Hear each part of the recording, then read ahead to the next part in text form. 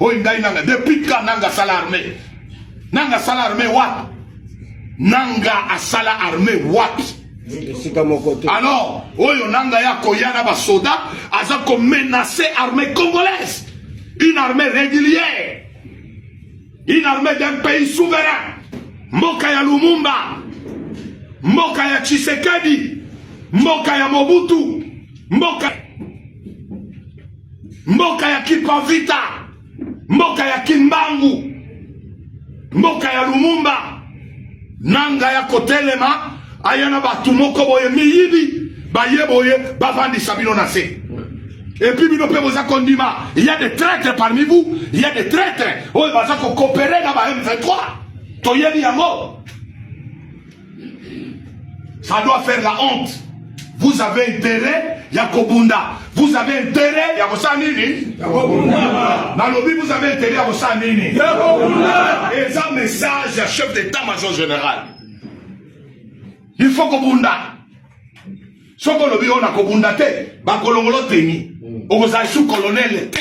O comme Zimbouaka citoyen simple. Voilà pourquoi sois un bon patriote. Sois un bon patriote qui s'attache. Magaba civisme est profond, est monene, tokosi samo le lote, mais le loboye belawana, tozonge la gaï soda république. Gaï soda république. Nazali motumbi mbeka.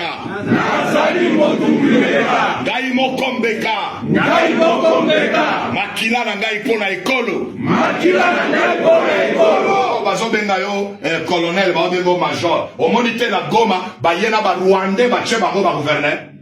Donc, ça veut dire dans d'autres termes, Bazana va ATM log na bango, Bazana va gouverneur na bango, Bazana va généraux na bango. Yo, commandant. Kikolopo. Alors, nous avons intérêt à vous chaniner. Mettez-vous. Le premier point, je pense les années profondes. Quand on est attaché à la patrie, on la sécurise, on la protège sur tous les plans. Nous, on a étudié la protection de l'environnement. Or, le militaire qui ne connaît pas l'environnement, le militaire qui ne maîtrise rien de son environnement, c'est un militaire criminel. Parce que au Koki Koya na mafuta ya moteur, au sali vidange n'a pas. Bon, et ça va kabwebele. L'amour de la patrie, ce n'est pas un slogan, mais ça s'exprime dans les actes. Le seul thermomètre, que nous aimons notre pays, ce n'est pas parce que nous le disons ou parce que nous le prononçons, mais c'est parce que nous le prouvons par nos actes. Premier acte, surtout pour les soldats, et salut d'abord d'avoir accepté d'être incorporé dans les forces armées pour mourir pour cette patrie-là. La seule couche de la population, na Congo Mobimba, mais la seule couche, Oyo et Yaka, avec vocation, je dis bien avec vocation, de mourir. Donc, au Biangali, aux actes conscients, tu viens, tu dis que moi je viens pour défendre ma patrie jusqu'au sacrifice suprême, c'est l'armée. Voilà pourquoi, chers officiers, j'attire votre attention. Vous devez mourir pour ce pays. C'est votre vocation. Je disais aux militaires que nous sommes des sacrifices et en même temps sacrificateurs. Et nous faisons l'œuvre de l'enfant de Dieu. Le Jésus qui est venu, il est mort pour les pécheurs. Mais le militaire, il se fait enrôler dans l'armée, il se fait petit Jésus pour mourir et à cause de sa nation. Mais le loyo, on a un langage amabé, surtout ma officier, et comme je dis ma pression Moussala, on a un malade, on a la kairni, on a un pota, on a un boy. Quand on perd l'amour de la patrie, on va tomber entre les mains de l'ennemi. Et l'ennemi va prendre votre place. Vous avez oublié votre vocation sacrée. Nous avons oublié notre appel. Il y a des serviteurs de Dieu qui sont appelés pour servir Dieu dans les sacerdoces. Mais nous les militaires, à tout échelon, nous sommes appelés par la République. Et notre appel est sacré pour donner notre vie, servir la nation jusqu'au sacrifice suprême. Écoutez, monsieur, vous vous trompez, hein? Monsieur Nanga, tu te trompes sur toute la ligne. Moi, je t'ai dit de te repentir. Tu as fait verser le sang du peuple congolais. Et même Dieu, tu comparaîtras même au tribunal de Dieu. Même ta conscience te reproche. Parce qu'aucun militaire pour revendiquer ses droits, a le droit de verser le sang.